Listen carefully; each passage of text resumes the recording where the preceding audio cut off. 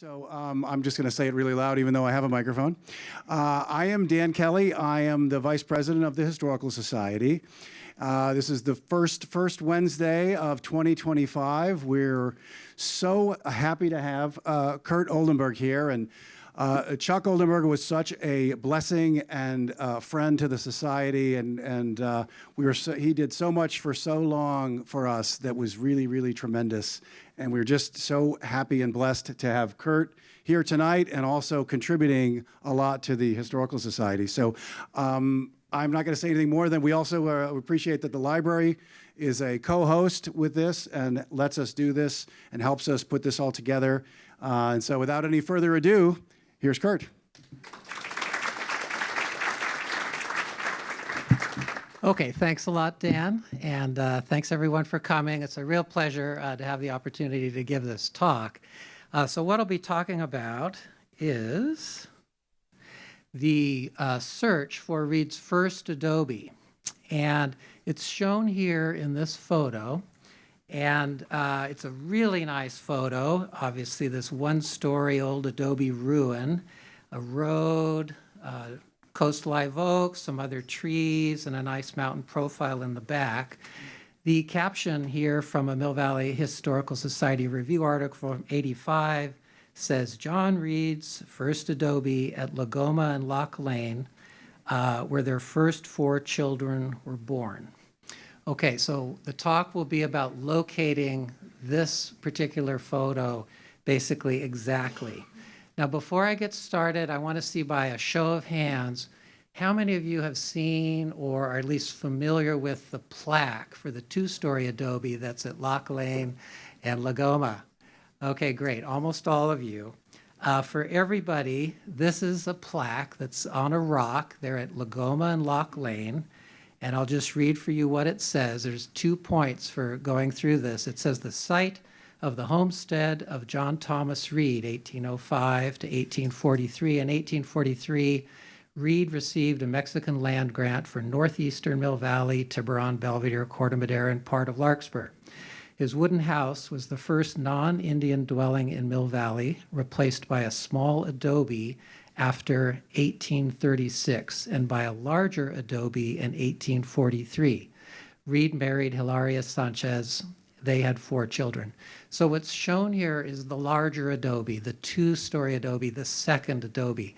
This talk is not about locating that, okay? The plaque is fine at Lagoma and Loch Lane. So what we're going to be talking about is a first adobe, the single-story adobe.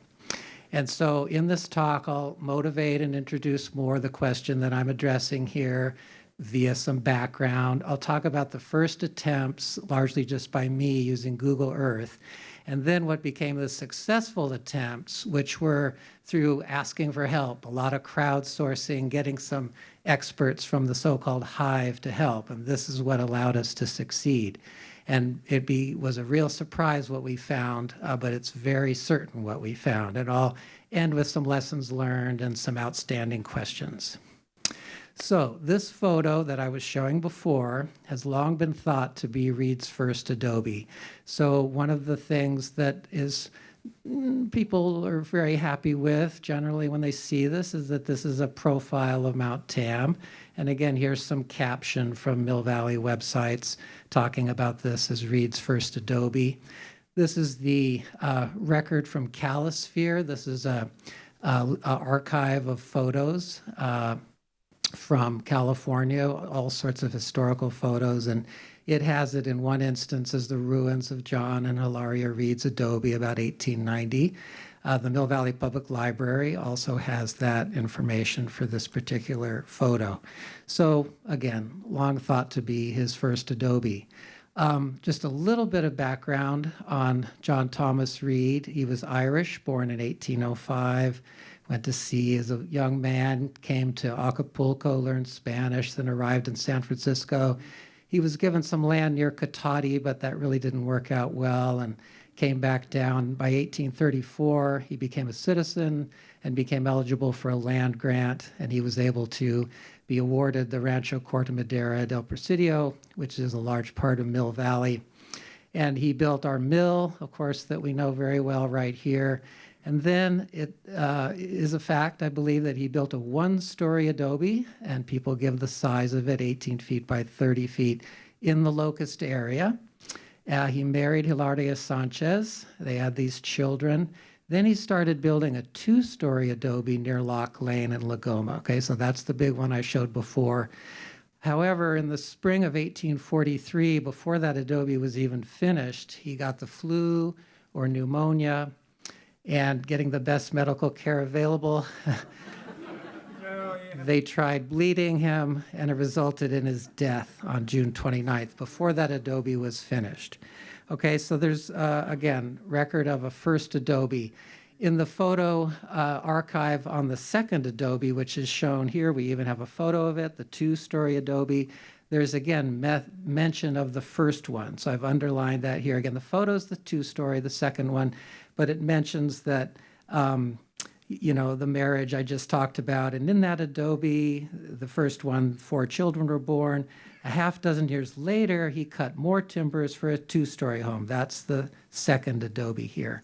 Okay, so more discussion, more mention of this first adobe. And further, again, from the Mill Valley Historical Review discussion and reports of the two adobes. Because he died before that second adobe was even finished, a lot of the stories are actually things that happened in the first adobe. And one of them that we know about is a visitor who had spent the night in the first adobe, and he complained about fleas and noise of wild animals, and, you know, generally not a good stay overnight, I'd say, in this, whatever this first adobe was. Okay, so I've mentioned the passing resemblance of the mountain. This is a snip, obviously an enlargement from our photo we're looking at, and it shows this profile of a ridge and some very familiar vegetation. It looks a little drier than Mill Valley, but we've all seen these photos from the olden days when it was a lot more grassland and a lot drier. And this is our favorite mountain here, Mount Tam, just to show a comparison. And okay, at first blush, you know, you really wouldn't dispute this too much, especially if you're told this is in Mill Valley. So it led people to think that this ruin was in Mill Valley somewhere. So Betty Girk had been very concerned about the location of that plaque I showed you earlier that's at Lagoma and Loch Lane, just for locating the two-story adobe, the big one. We knew approximately where it was, but she really wanted that rock in the right place, and I think they did a very good job in locating that two-story adobe. But she always had this lingering doubt, and maybe others on the board did too, about where was the first adobe, that single-story adobe? Where was that located? We have the photo, but where really was it? We didn't have a map with it specifically. So she posed this question to me actually a long time ago in 2014, but we were more concerned with the two-story adobe at that time and just let it drop. She brought it up again in the fall of 2021 and was like, Curt, we have to get to the bottom of this. Where is it? So I didn't think this would be too much of a challenge. And here's Betty and Joan, and I use Google Earth, and I prowl around virtually around Mill Valley, and that is Mount Tam right there. And this is the Boyle Park area. This is Elm, and Sydney's up here. And there are a lot of locations around here where you can kind of get that profile, and you can imagine a coast live oak and the grasslands. And so this was actually Martin Luther King's birthday in 2022. Joan and I were walking around with Betty. It's very difficult to do when we have all these houses and trees. And I think she got a little bit impatient with us at one point, and she said, bring me to the point, you know, where is the place? And I was like, I can't really do that. We haven't really found it. We can just sort of guess. Again, I'm highly biased, thinking this is in Mill Valley. So I went around and, again, using Google Earth, looking for views that match the background. I just had a snip from the website, frankly. It was a low-resolution version of the photo. I looked around Mill Valley. Again, I'm talking virtually in Google Earth. I wanted to have Mount Tam in the background. And there are these ridges that you can make out, even in the low-resolution photo. So there's some ridges that are slightly in front of the mountain. And I was very proud of myself here, taking myself virtually to between Forest and Sunnyside on Laurelwood and Parkwood. If you plant yourself right there, this is the view you get of Mount Tam. And there's even middle ridge right there. And I was pretty proud of myself. And I was sitting at a soccer game with Russell Linscott back here on January 24th of 2022. And I was saying, you know, I think I found it, pretty happy with it, blah, blah, blah. And everything's going pretty well. I'll tell Betty. Then I realized that, you know, I really should get a higher resolution photo down there of the mountain and just make sure. I really don't want to be wrong about this. So I ordered the higher resolution photo from Calisphere. And again, looking at that, it's just amazing, but you can find another listing. Yeah, another listing on Calisphere. Whoops, hang on a minute. Has it as the Willow Springs Stage Station. And so all kinds of uncertainty rises. Many people look at this and they say, there's no way that's Palmdale. It just can't be Palmdale. So what's going on here? A lot of uncertainty. I've got to get this high resolution image. I ordered it just later that evening after the soccer game. I had it in my inbox. I looked at it, opened it up, zoomed into the mountain ridge, and I can clearly see that this background mountain is not Mount Tam. Okay, we've got outcrops that just aren't on Mount Tam. Even the slope of this, I was trying to always rotate photos. It's not the same slope. And the peak and the shoulder are just wrong. It has this kind of comfortable look, but in detail, it's just way off. So big surprise, this is not in Mill Valley. And there's Mount Tam just to compare. So the search was on. So this photo no longer had anything to do with Mill Valley. Where was it taken? We have a lot of clues. We've got a lot of vegetation, the sun angle, the season, the outcrops, the ridges, the road, and the ruin itself. The vegetation in the background are very distinctive features, and it's a great photo. I mean, super high resolution. It's got everything you would want. The building, of course, could be long gone, so that maybe wasn't going to help us, but all that other evidence was really going to help. And I was really convinced somebody would have seen this before. Someone would know where this was. What kinds of people? People like climbers. You saw those rocks there, geologists, hikers, anybody who's been around California or wherever it is, they're going to recognize that. So the idea was just to open up this search, get it out into the informed public, let's say, access the so-called hive intelligence. Just to comment on this, there's no magic here. This isn't like somehow a group of people somehow become smarter than it would have otherwise. What you're getting is a broad cross-section, so you're finding the specific expertise that you wouldn't have otherwise found, and then you work on the success of those experts.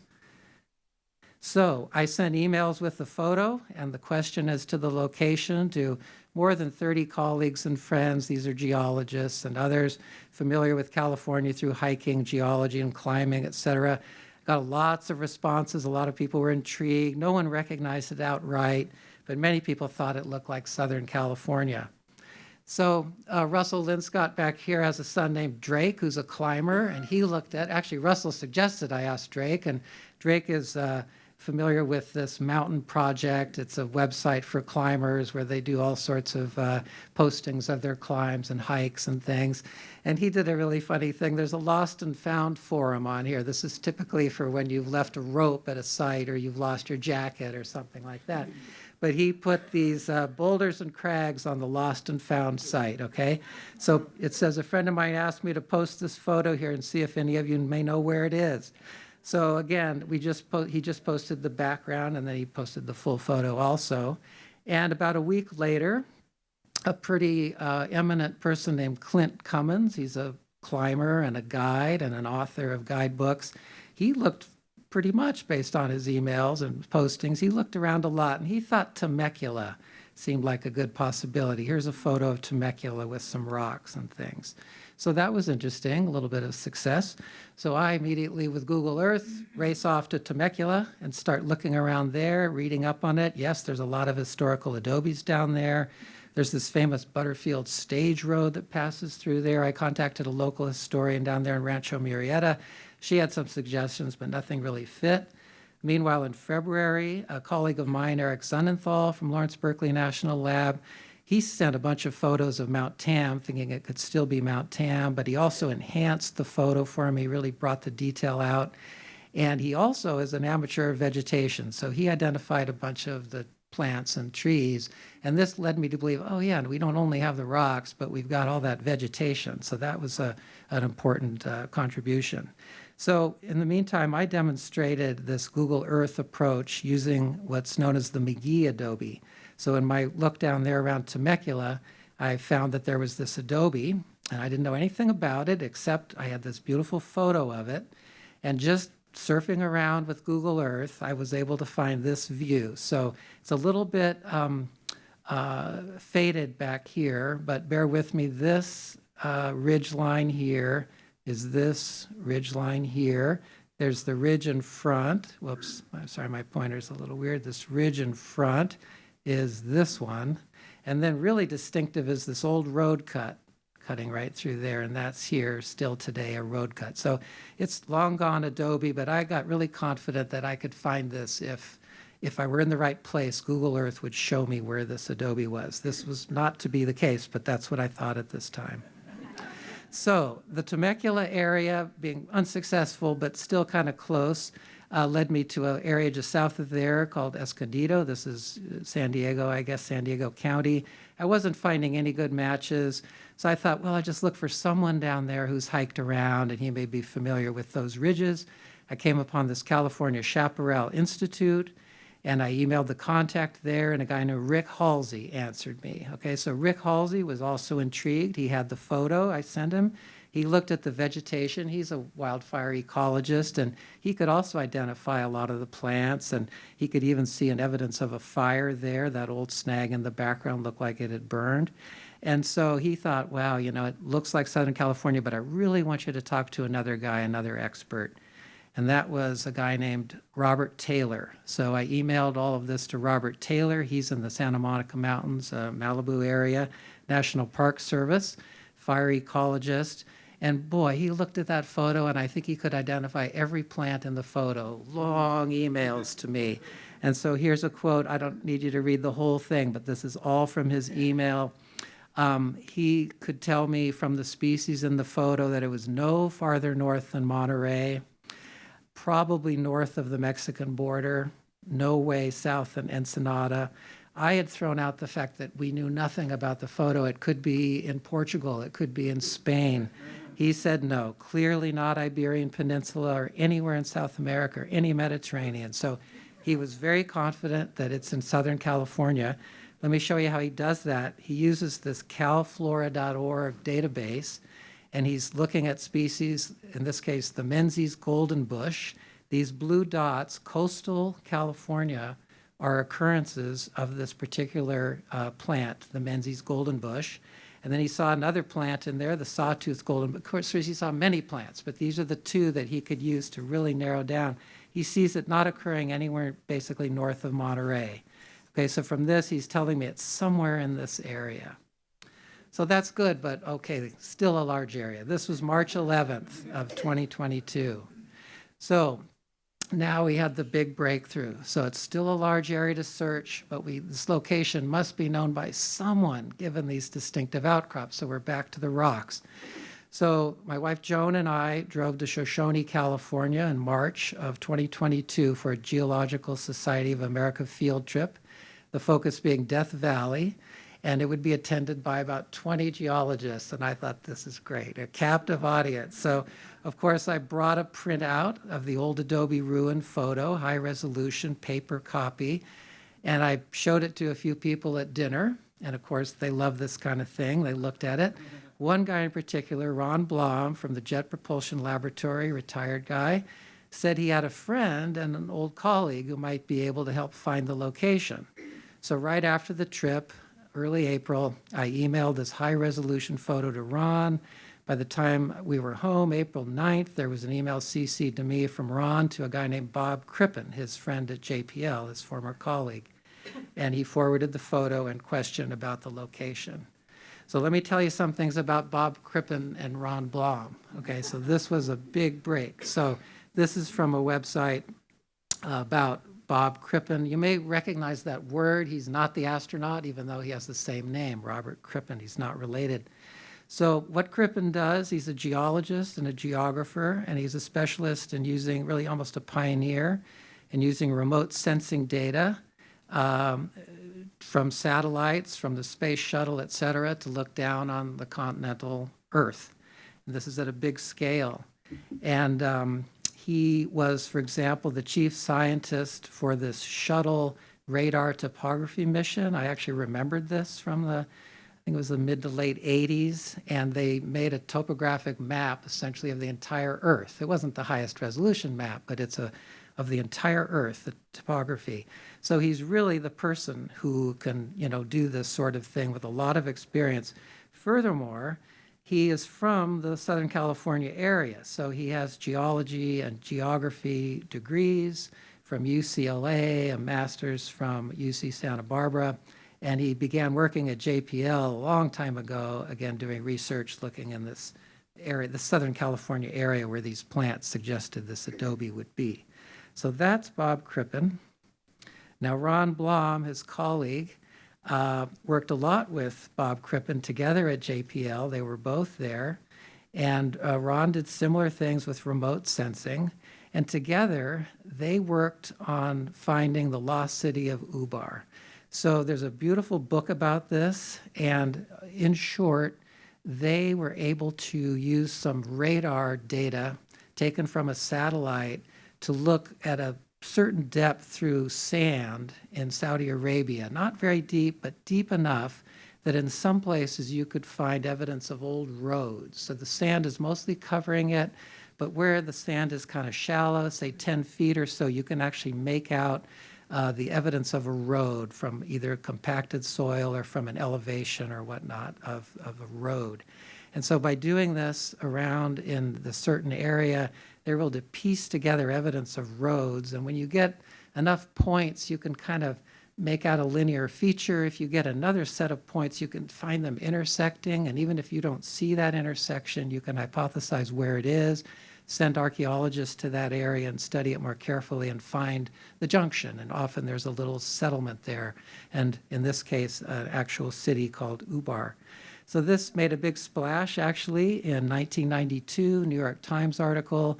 Again, it was Bob Crippen and Ron Blom who were responsible for putting the instrument, aiming the instrument, let's say, at this place, and then processing the data to find evidence for these roads that led to the discovery of the lost city of Ubar. So, this was a great couple of people to help with this. And I did expect we would be using some of these sophisticated techniques. But in the end, and even in the beginning, Bob wasn't going to use these sophisticated techniques. He would just start out by carefully examining the photo. We knew it was in Southern California. He could see that it was probably an east-west view. We all could see there were trees in the background. I didn't point them out earlier, but that suggested a creek or a river that was also running roughly east-west. And so he knew from that area to look for some big east-west valleys in the transverse ranges. He used Google Maps, which again is looking straight down as opposed to Google Earth, where you can look obliquely. And he calls these nadir views, the shortest distance from the observation to the surface. And he was just going to look for east-west valleys. And then if he found something kind of promising, he would then use Google Street View, which is just a photo, remember, from the Google car, to see a photo of that outcrop or that hillside, whatever. And he would look for these distinctive outcrops. So I emailed Bob some more info on April 10th, and we, in fact, adopted a little terminology. I was expecting a long search, so we adopted a terminology for the various outcrops. So we called this round top. Again, we don't even know where this is. This is a really interesting rock. If you look at it carefully, it's 3/4 of a dome. It's really just got this big chip out of it. And we called this the whaleback, and we had some ridges. So I was ready for a big discussion. Not much discussion was needed. Okay, on Sunday, April 10th, Bob Crippen had found it. And it's along Soledad Canyon Road on the south bank of the Santa Clara River, about 5 miles west of a little town called Acton. I'll show many more photos, but just to get the gist of it, this is just an image from Street View. So we're just so lucky this Adobe just happened to be along an old dirt road that today is a major road that Google Street View traveled. Here it is.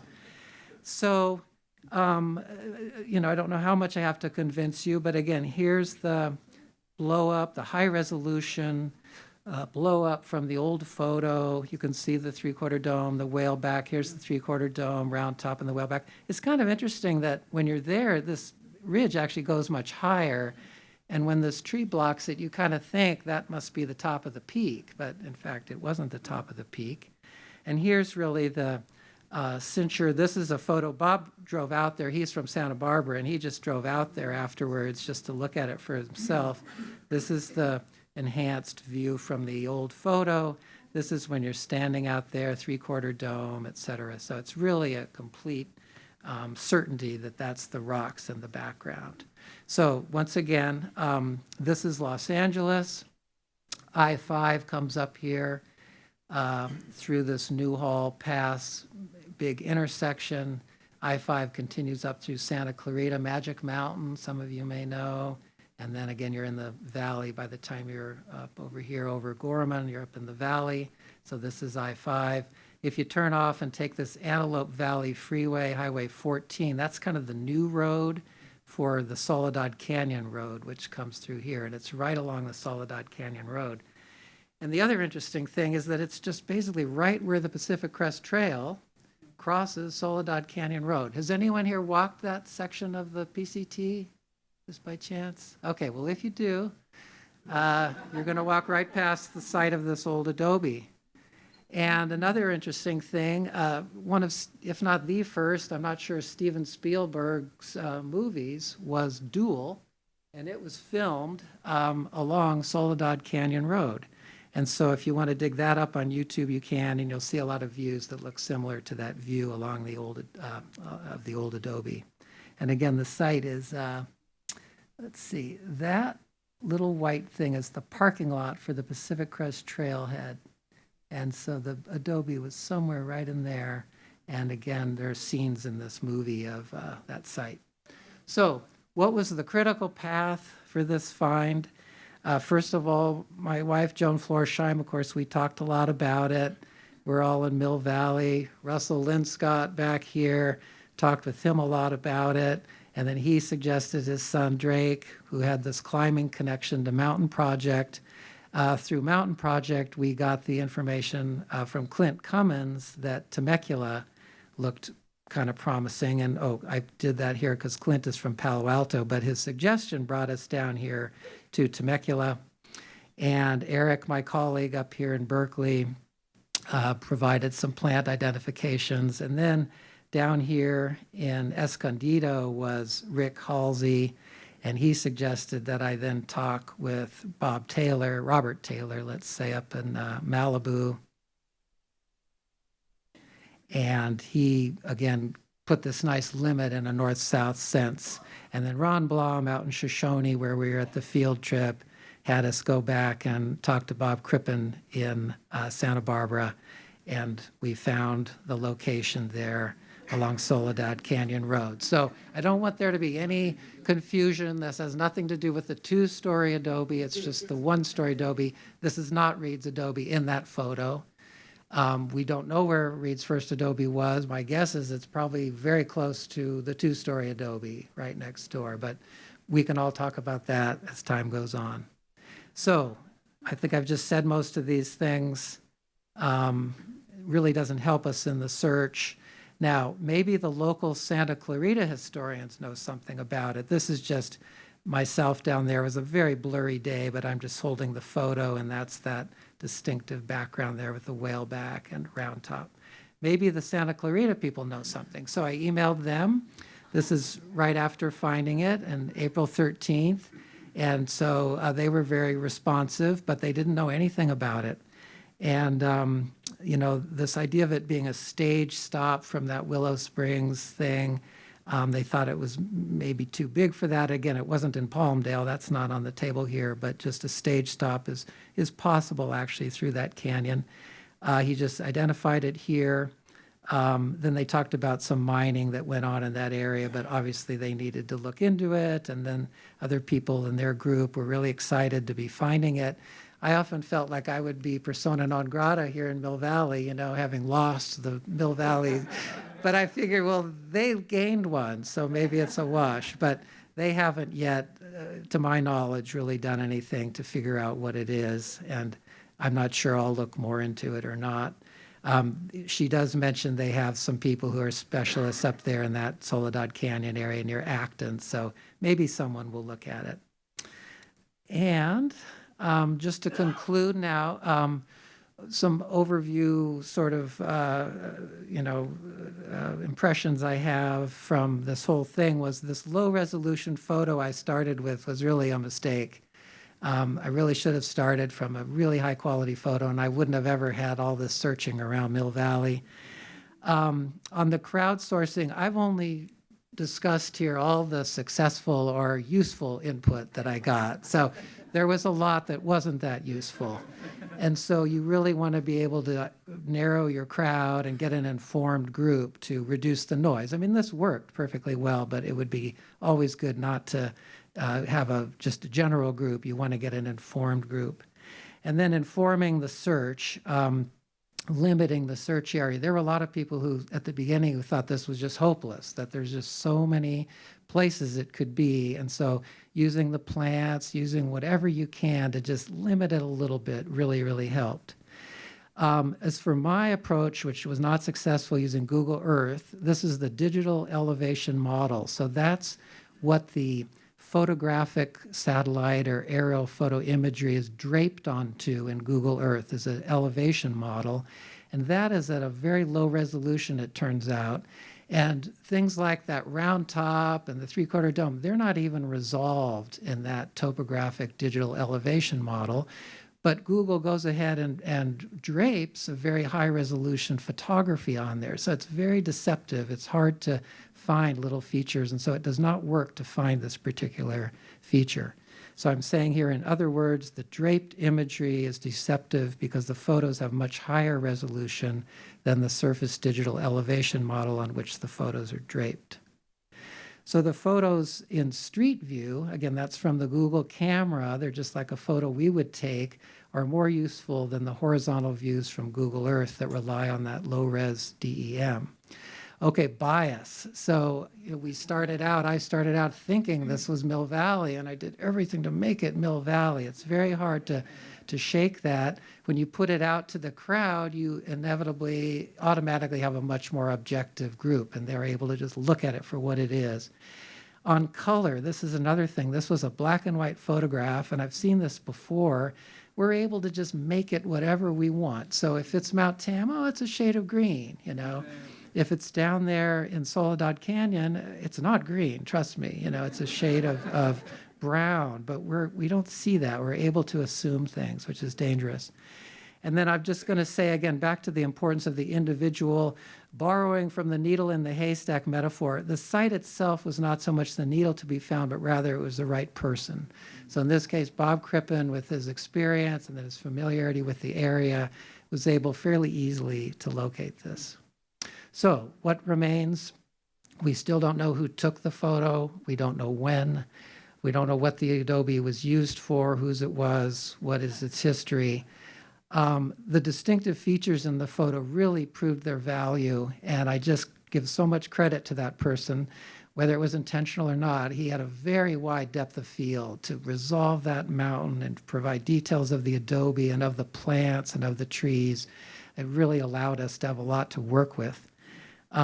We all wonder, how and when did this photo wind up in the Mill Valley Library Archive, as well as on Calisphere at two different places, the Willow Springs Stage Station and the Reed's Adobe. So, and that was at the California Historical Society. I should say Calisphere seems to mirror the data from the California Historical Society, as well as maybe other databases. Natalie, I'm sure, could tell us more. So they don't necessarily decide where something's from, but they mirror it. So the California Historical Society, that has been updated through my communications with them. So just ending here, again, the critical path shown here that I showed before, the key people. I had a lot of help from others. This is just a small part of it. It's Francis Kaplan I talked to at the California Historical Society, who has since updated the record. And we really had so much fun with this. I hope I've conveyed that Joan and I went down to Santa Barbara and met Bob Crippen and his wife Kay. And here we are at breakfast there on the beach in Santa Barbara with the photo, just enjoying the conclusion of this very successful search. And finally, I just have so much gratitude to Betty for posing this question and letting us have the fun of finding this. So with that, I'm available for whatever questions and discussion you may have.